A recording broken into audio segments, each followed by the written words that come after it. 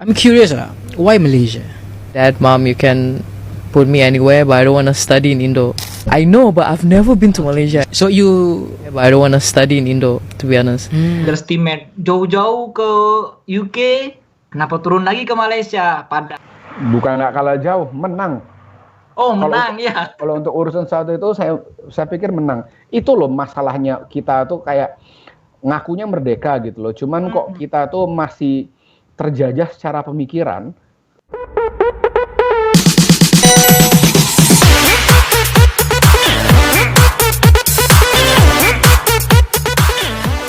Oh hai, halo, hai semuanya. Apa kabar teman-teman?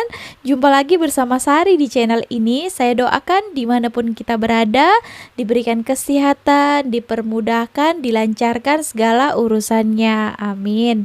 Oke, nah beberapa hari yang lalu Sari ada live dekat TikTok. Ada beberapa orang yang bertanya di dalam situ, di dalam live itu, disebabkan dia tahu saya adalah orang Indonesia, mungkin dia tidak mengenali sekali dekat YouTube, hanya di TikTok saja. Nah, dia tanyakan, Sari nanti anaknya mau disekolahkan di mana? Mau di negara saya atau di Malaysia gitu ya? Ya, saya langsung jawab spontan, ya mestilah di Malaysia, disebabkan dia pun warga negara Malaysia dan saya pun tahu pendidikan di Malaysia ini tidak diragukan lagi, ya memang terbaik ya. Sedangkan orang-orang dari luar negara lain pun berbondong-bondong untuk belajar, sambung belajar di Malaysia ini. Bahkan nanti kita akan dengarkan salah satu dosen di Indonesia di salah satu universitas terbesar di Indonesia, dia juga sambung S3 dia ke Malaysia ini. Jadi tidak diragukan lagi ya. Nanti kita akan dengarkan bagaimana ceritanya. Ini juga ada salah seorang perempuan ini, dia pun katanya dia tidak mau melanjutkan kuliahnya di negara kami, di Indonesia. Di mana-mana negara pun boleh saja dia, asal jangan di negara kita. Kira-kira kenapa itu ya? Kenapa juga dia memilih Malaysia? Kita tonton video ini. Cium. I'm curious, why Malaysia? Dad, Mom, you can put me anywhere, but I don't want to study in Indo. I know, but I've never been to Malaysia. So you kuliah dekat sini? Yeah, you kuliah. belajar dekat sini, and then I'm curious, why Malaysia? That's actually a very good question. To be honest, no one asked me this before. And I don't really give the full answer back then if people ask one. Actually, I told my mom, I told my parents like, Dad, Mom, you can put me anywhere, but I don't want to study in Indo, to be honest.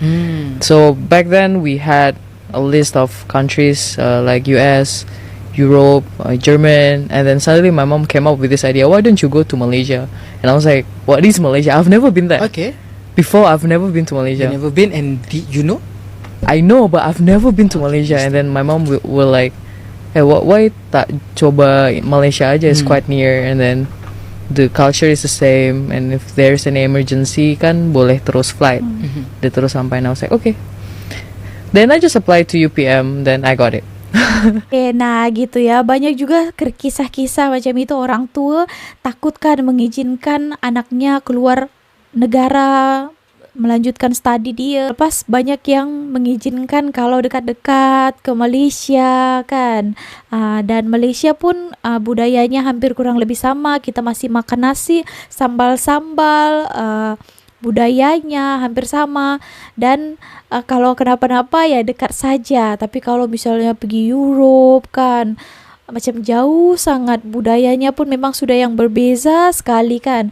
Nah itu hari juga ada saya tengok kan, dia sambung belajar ke Malaysia dulu, lepas sudah dia berbaur dengan orang-orang dari mancanegara, karena di Malaysia ini orang yang belajar bukan hanya orang Malaysia saja kan, bukan orang Indonesia saja, melainkan mancanegara seluruh dunia, karena sudah diakui universitas di Malaysia ini banyak yang di antara terbaik ya. Oke, so mari kita dengarkan satu cerita lagi ini tentang dosen ataupun lecturer PPTV Malaysia. Boleh Pak ya? Oke, silakan.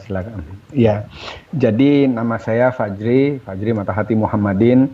Saya kemarin kuliah S3 di Malaysia, di Oh, IIUM S3 khususnya, ya. International Islamic University of Malaysia. Saya dari tahun 2017 sampai dengan 2020 kemarin, saya Juli baru lulus gitu. 3 Saya tahun. berprofesi sebagai dosen di Departemen Hukum Internasional Fakultas Hukum UGM. Aslinya bingung juga ini. Saya selalu susah jawabnya kalau ditanya aslinya orang mana gitu loh. Karena ya kalau dari garis bapak saya orang Sumbawa. Tapi saya besar di Jakarta. Tapi terus lebih lama tinggal di Jogja. Saya S1-nya di UGM soalnya. Terus ya sampai sekarang saya kerjanya di Jogja. Jadi ya kalau ditanya orang mana tuh yo Jogja, Jakarta, jadi orang Indonesia lah. Paling gampangnya gitu. Jadi ya itu, apalagi yang perlu saya perkenalkan kira-kira? Jadi gini Pak, saya sudah dapat informasi ya. Bapak ini kan S1-nya di UGM. Nah, dan S2-nya kan di University of Edinburgh, United Kingdom. Atau kita UK. biasa sebut Inggris kan. Nah, yang saya pertanyakan, kenapa dari Inggris, dari UK, lanjutnya S3 ke AIUM Malaysia? Apa alasannya? Iya, ini selalu orang tuh mereka tanya kenapa, mereka selalu bahasanya kenapa turun derajat. Selalu bahasanya seperti itu. Padahal menurut saya tuh kurang tepat gitu. Jadi gini, ketika saya sudah selesai S2 dulu, saya kan kembali ke Indonesia dulu sempat jadi dosen gitu. Cuma kemudian saya itu kan saya ya karena tuntutan profesi ya kan harus lanjut S3 gitu.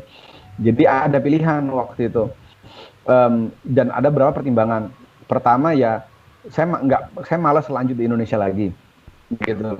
Maksudnya ya ada berbagai pertimbangan gitulah. Jelas nggak mau di Indonesia.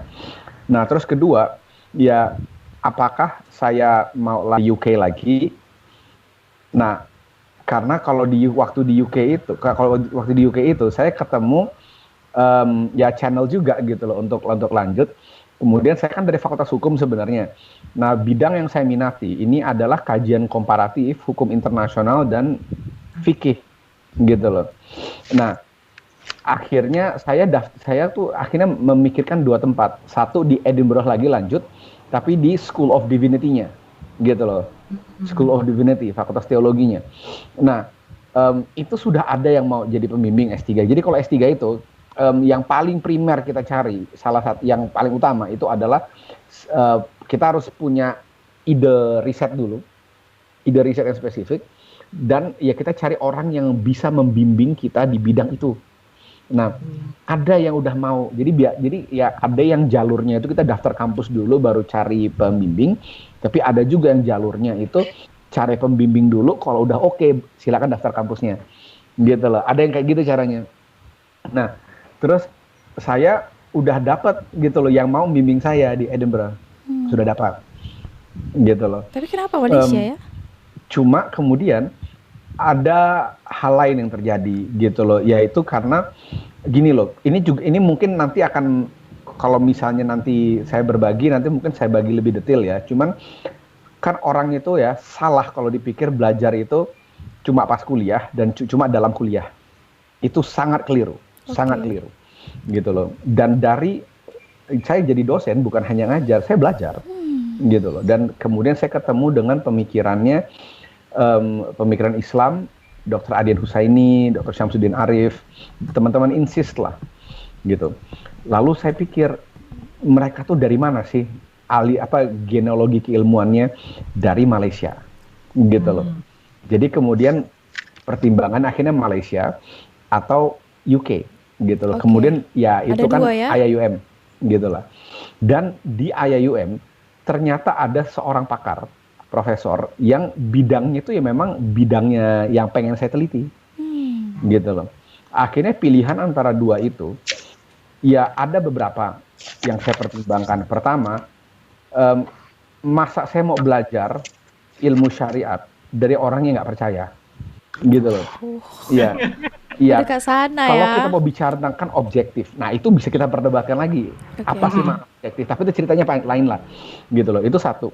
Terus kedua, itu kan formalnya, S3 formalnya. Tapi untuk yang non formalnya, untuk saya cari ilmu yang lain lagi, itu saya kok lebih condong pengen mencari kepada pemikir-pemikir dari Malaysia, gitu.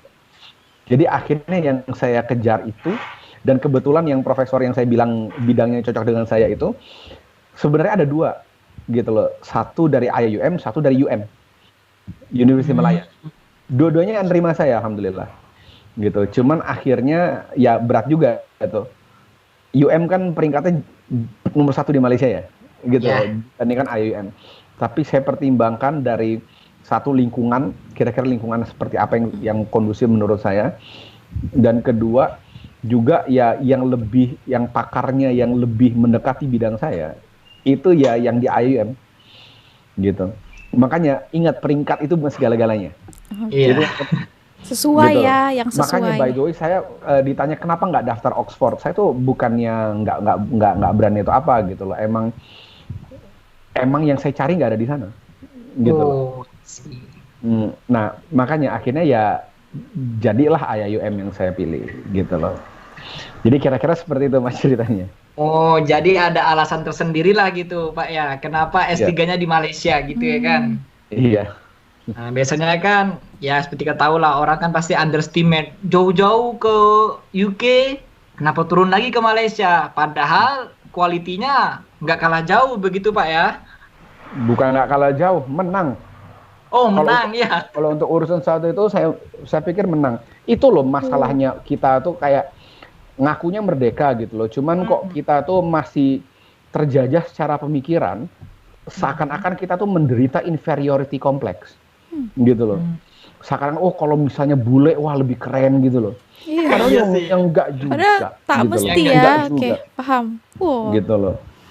Dan saya dan itu ya, ini satu hal yang mungkin nggak relevan dengan kuliah S3 ya, bahkan tidak relevan dengan Malaysia, cuma ini penting saya sebut untuk isu ini. Saya waktu kuliah S2 itu, saya bareng sama saya satu-satunya orang Indonesia, gitu loh, dan orang Asia lain itu paling orang Jepang, dan sama orang Cina sih satu, dan mereka tuh orangnya malu-malu banget gitu. Saya doang nggak tahu malu orang Asia. Nah, tapi terus ada orang Jerman, ada orang Amerika, ada orang Inggris, ada orang-orang Eropa, mereka biasa aja, gitu loh. Maksudnya kita tuh bisa banget berkompetisi dengan mereka, gitu loh. Nggak perlu kita merasakan inferiority complex itu. Kita tuh ya Percaya banyak diri yang nggak berani maju itu karena nggak berani nyoba, gitu loh. Karena takut, gitu loh. Itu aja. Dan itu perasaan inferioritas itu juga mikir kayak yang pasti kalau bule itu pasti lebih bagus gitu loh. Padahal nggak juga. Ya, lebih tinggi Gitu. derajatnya kan. Jadi kira-kira seperti itu. Berarti gini Pak ya, kita itu nggak berani maju karena insecure duluan gitu ya. Sebagiannya begitu. Oh, Iya. Dan di sana ada satu isu lagi. Waktu di UK itu orang-orang Indonesia nggak tahu sekarang ya. Cuman zaman itu banyak orang Indonesia itu yang kalau gaul tuh sama orang Indonesia aja beraninya. Nggak berani gaul sama orang luar, orang-orang lain gitu loh. Jadi pergaulannya sempit. Ada masalah seperti itu, gitu. Entah nggak pede bahasa Inggrisnya, atau kebanyakan khawatirnya, macam-macam lah alasannya, gitu loh. tapi di Malaysia juga terjadi seperti itu Pak. Dengan kawan di Indonesia aja Ya satu padahal negara udah ya. lebih dekat aja, sesama serumpun Melayu aja masih kayak begitu ya. Ya gimana ya? Berarti ada alasan tertentu lah kenapa bisa lanjut S3 di Malaysia. Nah ini Pak, ada lagi yang saya pertanyakan ini. Setelah dari CV yang saya baca, yang begitu panjang CV Bapak, saya mendapat hal yang membuat menarik gitu loh. Kok bisa gitu dapat gold medal best paper dari IAUM? Di mana orang Indonesia bisa mendapat penghargaan dari kampus ternama di Malaysia. Itu kok bisa gitu Pak? Oh, jadi itu ceritanya tuh sebenarnya kalau saya pribadi ya ada sisi yang membanggakan, ada sisi yang biasa saja, gitu loh. Jadi waktu itu IAUM kerjasama dengan University M-nya lupa, tapi S-nya Sabah, University apa Sabah gitulah. Gitu loh. Universitas Malaysia Sabah ya. Ya itu. Nah, itu bikin conference gitu loh, paper conference. Jadi itu ini buat teman-teman yang nggak tahu, harus coba. Jadi ada paper conference di mana mereka mengundang orang tuh untuk menulis paper dan untuk kalau misalnya lolos itu untuk dipresentasikan gitu. Jadi kebetulan saya kan sebenarnya jadi dosen itu cuti dulu waktu kuliah gitu. Cuma ya saya itu kalau ngelihat ada mahasiswa yang di satu sisi mahasiswa yang berpotensi dan saya juga lagi ada proyek gitu ya pengenlah ngajak mahasiswa gitu. Nah itu pentingnya mahasiswa, carilah dosen-dosen kalian yang juga punya minat yang sama buat ngajak neliti bareng, itu untuk jadi pengalaman gitulah. Itu pesan juga tuh. Nah akhirnya kita nulis paper bareng, kita maju ke sana, terus yang saya suruh presentasi ya mahasiswa saya. Suruh dia gitu loh. Gitu. Biar apa ya, sebenarnya dia sangat berpengalaman dalam presentasi sih, cuman ya sekali-sekali di forum internasional lah gitu loh. Nah, satu sisi yang membanggakan itu adalah ya karena itu ya alhamdulillah kalau ternyata paper kami dianggap terbaik untuk kategorinya, karena ada beberapa kategori berdasarkan tema gitu loh, berdasarkan tema. Untuk kami ya alhamdulillah ya dianggap paling baik. Sedangkan ada banyak akademisi dari berbagai negara di dunia, ada banyak dari negara Afrika kayak Nigeria dan lain-lain, ada dari Malaysia, ada dari Singapura, ada yang dari Turki datang, ada dari Indonesia juga, ada banyak yang top juga di kategori kami. Tapi entah kenapa kami berhasil jadi yang terbaik itu ya wallahu alam, panitia itu meriksanya gimana. Tapi di sisi lain sebagian peserta kami nggak tahu berapa persisnya tapi lumayan banyak itu telat ngumpulin papernya gitu loh. Jadi ya salah satu alasannya juga adalah itu gitu. Jadi ya ada sisi membanggakannya, ada sisi yang biasa aja keberuntungan juga. ya. Ini kan hal yang luar biasa gitu loh Pak. Jarang gitu. Ini sering atau jarang Pak kira-kira orang Indonesia mendapatkan hal seperti ini? Sementara ini saya bukan satu-satunya, karena nggak lama kemudian itu teman-teman dari IIUM itu pernah dapat juga, tapi di conference yang beda lagi gitulah. Saya juga lupa persisnya apa, tapi teman-teman yang bidangnya Islamic Finance gitu. Jadi kita tuh bisa gitu loh, bisa kok. Nggak selalu, cuman ya nggak yang tidak terdengar juga enggak. Ada juga gitu. ya. Tinggal pertanyaannya tahu apa enggak gitu aja. Gitu. Kira-kira temanya itu apa Pak yang Bapak bahas di situ dalam paper itu? Kami membahas tentang hubungan antara hukum internasional dengan hukum nasional, khususnya di Pengadilan HAM Indonesia gitu. Kalau saya mau jelasin temanya lebih panjang, kita Tak selesai ya. 4 kredit sendiri. Cuma ya simpelnya gimana orang pakai hukum internasional dalam pengadilan di dalam Indonesia. Intinya saya ngeliat ada problem lah, dan kami mencoba menawarkan solusi untuk itu gitu. Oke. Segmen kedua, ngulik background. Baik Bapak, sekarang kita masuk ke segmen kedua ya Pak. Silakan. Oke. Ini pertanyaannya lebih mendetail lagi Pak. Kenapa Bapak mengambil hukum? Ini pertanyaannya secara umum atau di Malaysia? Secara umum, baik dari S1, S2, dan kenapa di Malaysia? Oke, dulu itu zaman SMA saya itu aktif sekali English debate. Bapak ini pintar ya. Saya aktif English debate. Karena itu kemudian ya kan seneng banget gitu loh debat gitu kan. Cita-cita ya dari dulu saya pengen jadi, dulunya awalnya pengen jadi lawyer yang internasional, tapi karena itu kemudian setelah lulus SMA saya pun melanjutkan ke UGM jurusan fisika. Wow, hebat. Bingung kan? Fisika, hukum. Jadi kalau di Indonesia itu kan kita ada tes gitulah yang pakai pilihan pertama, pilihan kedua. Tes PTN Pak. Kalau saya ikutnya yang ujian mandiri waktu itu, yang khusus UGM. Nah, satunya hukum, pilihan duanya fisika karena saya anak IPA, dan ya apa ya, saya suka matematika, cuman ya saya pilih fisika lah singkatnya. Hukumnya nggak keterima, jadi fisika dulu, nyasar dulu. Baru kembali lagi Gitu. ya. Kalau bapak saya selalu bilangnya mirip lah, satunya hukum alam, satunya hukum manusia gitu.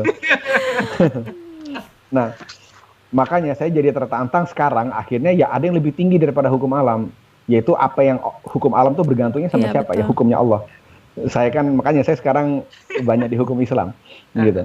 Nah, jadi 2 tahun saya pindah ke Fakultas Hukum di UGM juga, gitu. Jadi awalnya sederhananya karena begitu. Dan ya karena saya memang minatnya hukum internasional, ya udah kalau kami di tahun ketiga atau keempat itu bisa ada peminatan khusus mau di hukum bidang apa, gitu.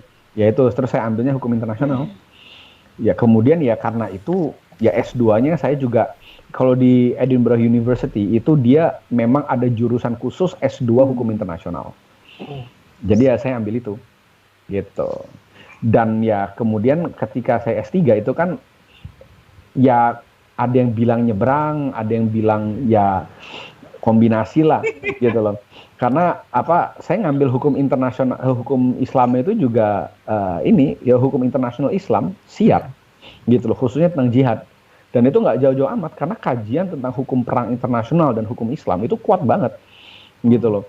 Itu kuat banget sekarang. Nah, terus itu gara-garanya ketika saya di UK itu kan 2013-2014, ISIS itu mulai masuk headline di situ, gitu loh. Iya, di tengah jalan saya di sana masuk headline, terus ya kami lah orang yang ditanya kan, gitu loh. ISIS begini, ISIS begitu. Emang tuh di ajaran Islam ya, gitu loh. Antara kami terpaksa jadi terpaksa jadi perwakilan umat Islam, saya bidangnya hukum perang. Saya kan kajiannya hukum perang sebenarnya awalnya.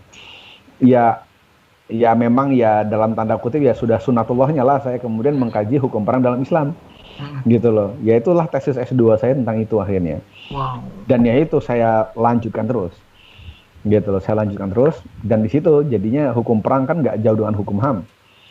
Dan itu kan bersinggungan banget tuh HAM dan Islam tuh, gitu loh. Disitulah ketemu pemikiran liberal tentang HAM, pemikiran Islam liberal, terus ketemu pemikiran INSIS dan Malaysia, nyambungnya ke sana, gitu loh. Makanya saya kemudian S3 di Malaysia itu yang saya cari pakarnya adalah yang hukum perang dalam Islam, gitu loh. Dan yang pembimbing saya, profesor di Malaysia itu, yang di IAUM, ya dia memang kajiannya ya tentang itu juga, gitu loh. Se-Malaysia dan bahkan ya kayaknya se-Asia itu ya yang pakar yang mengkaji bidang itu ya beliau, gitu. Jadi ya itulah memang sudah sudah sunatullahnya ya ketemunya di situ, gitu. Berarti Jadi itulah. Bapak dari hukum konvensional masuknya ke hukum Islam. Bisa dikatakan seperti itu. Nah itu kalau dikatakan konvensional ini sebenarnya ya tergantung perspektif. Karena kalau dalam hukum internasional dikenal ada yang namanya legal families, kayak keluarga-keluarga hukum yang besar di dunia. Kayak misalnya ada hukum Eropa kontinental yang kita banyak pakai di Indonesia juga. Lalu ada common law yang dipakai di Malaysia juga, gara-gara Inggris kan. Sama yang ketiga itu adalah hukum Islam, gitu loh. Itu juga termasuk. Jadi kalau dibilang non konvensional tuh ya karena kita aja yang terlalu asing sama itu. Sedih ya, kita tuh mayoritas Muslim, kok yang hukum Islam tuh malah asing. Iya, Pak, betul. Nah, itu karena Snoke Hurugronje sukses. Iya. Gitu loh. Itu karena dia yang sukses. Gitu loh. Makanya jangan mau kalah kita. Gitu. Nah, selanjutnya nih, Pak. Kan dari S1, S2, S3 ngambil hukum nih ya. Nah, kira-kira apa yang sudah Bapak aplikasikan dan apa yang layak untuk memperbaiki atau memajukan hukum di Indonesia? Pertama, saya itu kebetulan ya, yang saya pelajari itu malah bukan hukum Indonesia, karena kita di hukum internasional gitu. Cuman ya ini kan ya seringkali tidak terhindarkan ya gitu. Kita bahas Indonesia jadinya. Saya ya karena kemudian saya ya karena dari perspektif orang hukum internasional dan juga hukum Islam plus juga di pemikiran Islam, saya pribadi tidak bisa menemukan masukan yang yang praktis ya. Karena kalau praktis itu mungkin ya udah urusannya praktisi, udah urusannya politisi gitu. Kalau dari saya itu lebih kepada ini sih, mindset secara umum. Gitu loh, mindset secara umum dan secara dasar. Gitu loh. Karena hukum itu kan simpelnya itu kan adalah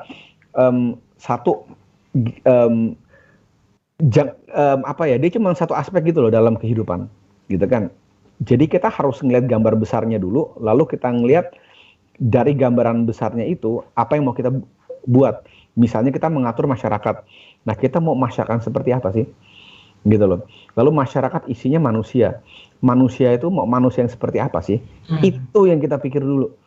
Baru kemudian dibuat sistem hukum yang sesuai dengan itu. Makanya ketika kita bicara masyarakat apa yang ideal? Ya masyarakat madani. Apa madani? Dari kata Madinah. Madinah secara semantik ujung-ujungnya kan din.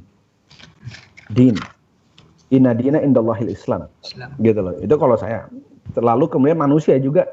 Siapa sih yang paling mengetahui tentang manusia? Siapa sih teladan manusia yang paling baik? Gitu. Siapa sih insan kamil? Muhammad. Gitu loh. Sallallahu alaihi wasallam.